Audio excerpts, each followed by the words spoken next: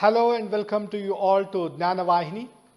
Here I wish to present the corporate trends which appeared in the print media from 16th to 30th June 2023, and these trends are found to be potential enough on impacting the higher education. These trends have been classified into four major areas: 1. Job hirings, 2. Layoffs, 3. Job attritions, and 4. AI and jobs. In the job hirings and job prospects, four trends have been identified. And the first one is outsourcing hubs like India to bag 40% of jobs lost to layoffs. Over the last year, global technology companies and technology service arms of multinationals such as Google, Microsoft, Meta, Amazon, etc. have announced multiple rounds of layoffs, and so also large banking and telecom majors. It is estimated that 30 to 40% of the more than 3 lakh technology jobs so lost could move to outsourcing hubs like India in the coming months. And a lot of these jobs are likely to be redistributed across the existing workforce of large tech companies in India. Next one is careers in agri-tech industry.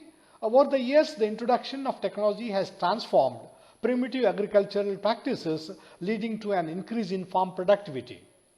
The need of the hour is for young people with sharp ideas and with a vision to transform agriculture.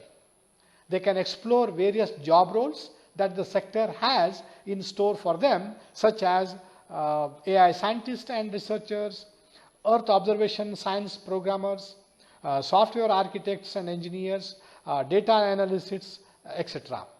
With the Internet of Things and AI taking a positive turn in agricultural industry, the future looks very progressive in all elements of the industry. The next one is 8 million skilled workers need to unlock 5G potential.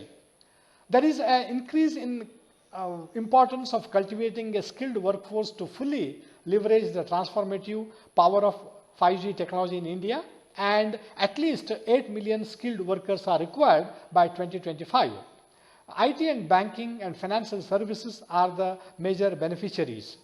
It is essential, therefore, to equip the current workforce with the necessary skills and knowledge to meet the evolving demands of the industry. The next one is R&D demand keeps hiring robust even in the tech slump.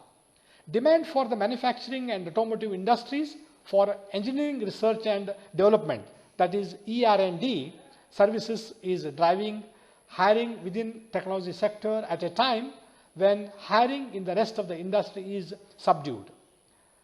ER&D related hiring has gone up by almost 60% over the last year, with strong demand from global capability centers of multinationals and the service providers. The global ER&D hubs like the United States, UK, Germany, France, Japan and South Korea are facing diminishing talent pools for a variety of reasons like cost cutting. The next major domain is layoffs, and in the layoffs there are two major trends. The first trend is Byju's may fire up to 1,000 more employees across teams. Byju's is undertaking another round of layoffs, which is expected to impact about 1,000 full-time employees as the edtech startup continues to prune cost. The fresh set of job cuts, which started in the second week of June, is expected to impact the staff in marketing, sales, product and technology functions, as well as its coding subsidiaries. Next one is 11,000 startup employees laid off in India so far this year. 2023 has probably not been the year for the Indian startup ecosystem, and that the firing season is far from over. Until the third week of June 2023, at least 10,774 employees were laid off. And on a global scale, as many as 2.1 lakh people lost their jobs in the startup ecosystem.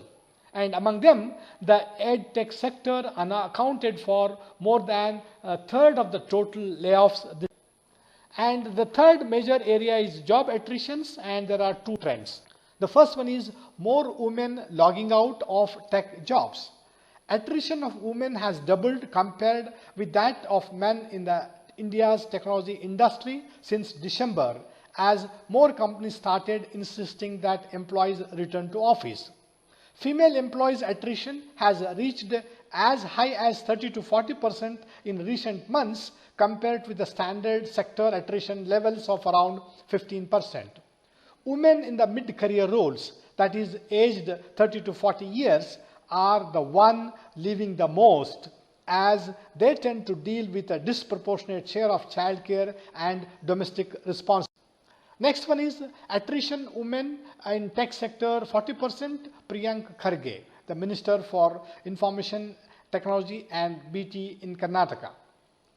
The government of Karnataka is willing to offer any assistance to tech women to help them continue to stay at the tech in days to come. Double income homes create a domino effect and boost economic growth in general. If lakhs of women quit jobs and stay home, the economy will also suffer in addition to their households. Women are an integral part of our tech force and we want to ensure that they stay in the sector. Thus said Priyank Kharge, the Minister for Information Technology and Biotechnology. The next area is AI and jobs, and three major trends have been identified here. The first one is Gen AI, not just a buzz, but can hit 1% of India's IT workforce.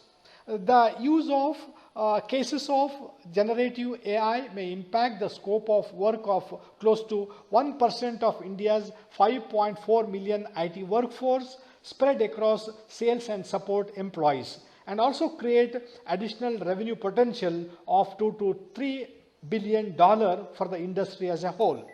It need not, however, mean job losses, because these roles will be impacted in a way that they may be increasingly collaborative with AI-powered technology and co-workers. And there will also be a demand for new roles like prompt engineers and system consultants. The next one is India has over 60 Gen AI startups, and it is found that 45% of these startups are in Bangalore region, and the city's deep tech startup ecosystem, high-end innovation-driven institutions, extensive industry presence, and an emerging class of domestic angel investors are seen to be a big driving factor. The third one is companies can deploy AI to improve talent retention and boost output. Artificial intelligence can help automate repetitive tasks, analyze data, and make predictions, allowing HR to make prompt decisions. AI tools analyze employees' data, such as survey responses and social media activity, to gain insights into what motivates employees and suggest ways to keep them engaged. This transforms into improved job satisfaction, higher retention rates, and a more productive work. To summarize, 30 to 40% of technology jobs lost to layoffs are likely to be redistributed across the existing workforce of large tech companies in India.